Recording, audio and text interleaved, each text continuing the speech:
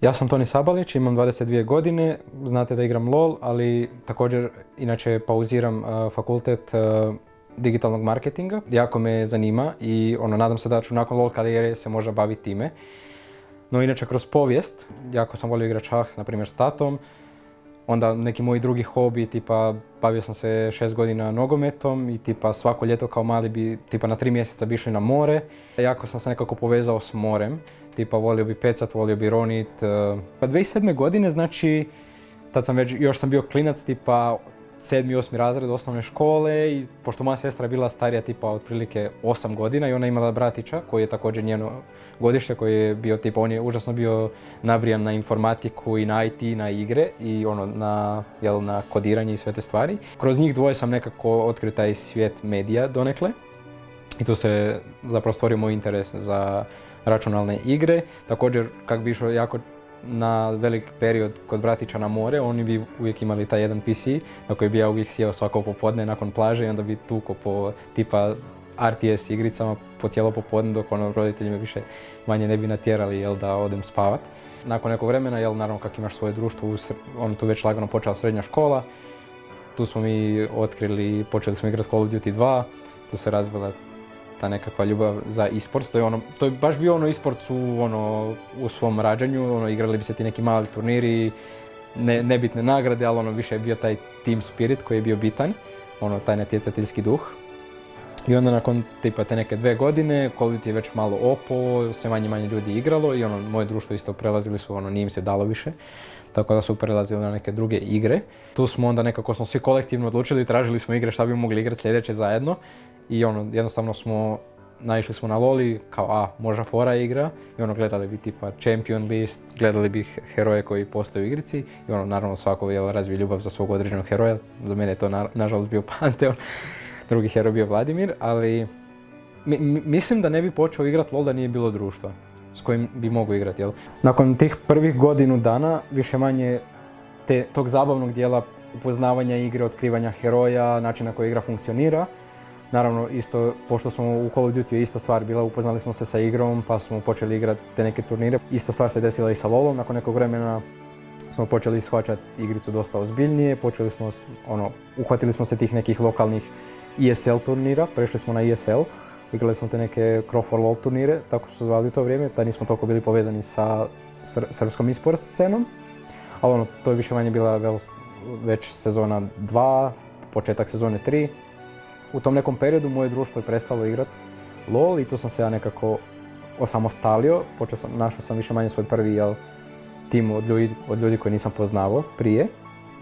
I tu je počela moja zapravo ta neka e-sports karijera gdje sam se već malo počeo dokazivati. U to vrijeme, znači sa društvom sam igrao pretjerano jungle jer jedan lik je igrao mid lane i on je bio prva osoba koja je odustala iz ekipe, tako da ja sam više manje njega zamijenio, to je bio rol također koji sam htio igrati.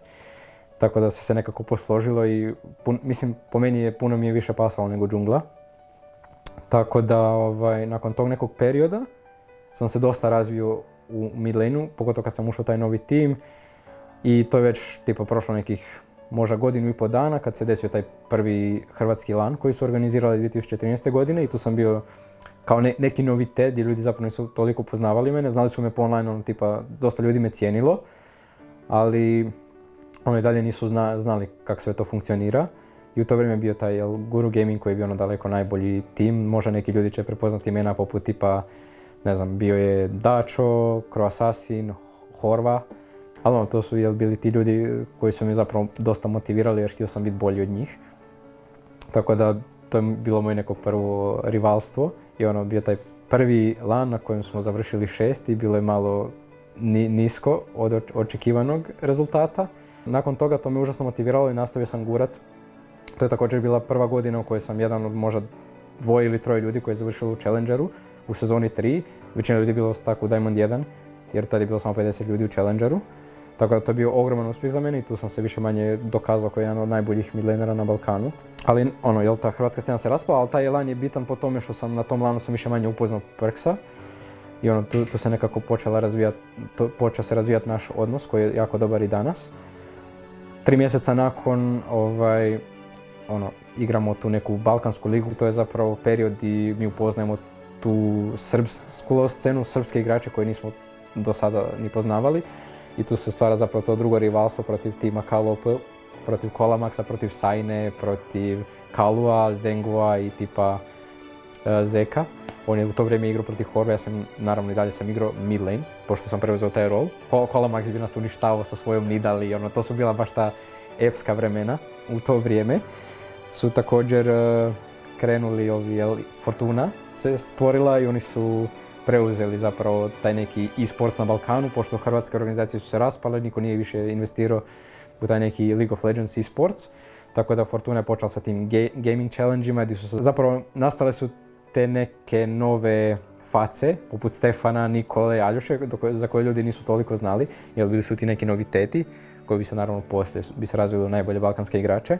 Tako da na kraju su se oni povezali, Tasteless, Nikola i Aljoša, to jest išli su napraviti taj Team Instinct u to vrijeme i pošto sam jako bio dobar s Aljošom, oni su tad tražili junglera ili top lanera i zapravo mi je ponudio bili igrao za njihov tim i naravno to je bila jedna od težih odluka jer to bi značilo da se stvarno želim posvetiti tome i da bi odlučio pauzirati fakultet, što sam na kraju i učinio.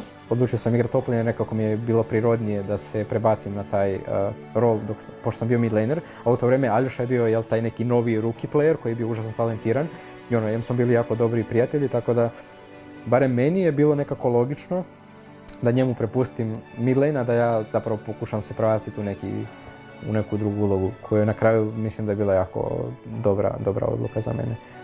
Clicktek u sezoni 2, znači ta cijela priča, to mogu naravno povezati sa pričom koja je krenula sa Instinctom, ona se razvijela tik neke godinu dana gdje smo se mi zapravo dosta dobro pokazali, osvojili smo Grčku ligu i naravno tu su bili neki planovi sa Olympiakosom i tim nekim kao nogometnim klubovima, ali to je sve propalo.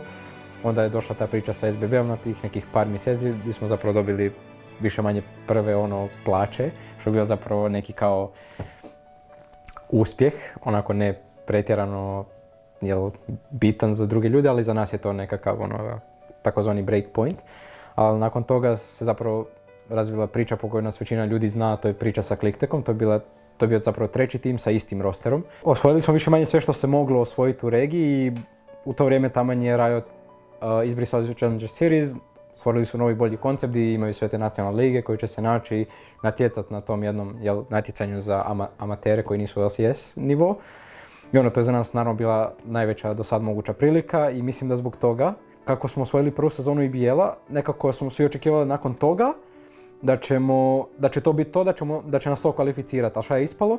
Znači mi smo morali osvojiti drugu sezonu da bi dobili plasman na European Masters. I samim time, pošto to nismo ostvarili osvajanjem IBL sezone 1, to nas je užasno motiviralo da zapravo odradimo sezonu 2 najbolje što možemo, jer više manje svaki scrim, svaku partiju smo pokušali uzeti sa punim fokusom, da se što bolje spremimo za European Masters.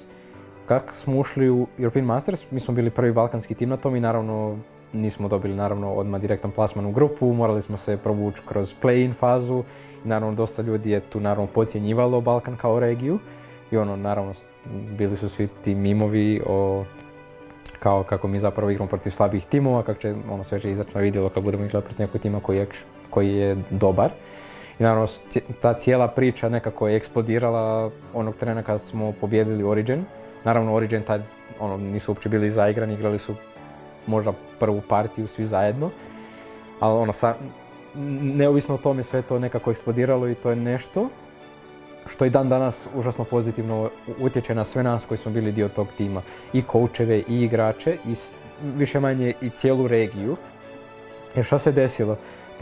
Znači IBL su prepoznali kao neku od boljih nacionalnih liga, Asus je dobio odmah kvalifikaciju u grupu, dobili smo drugi tim u play-in fazi, Realistic je završio, na kraju sad je Head Analyst za LCS tim, Ilias je završio u Turskoj, u Royal Banditsima, ima ne znam koliko LCS ofera.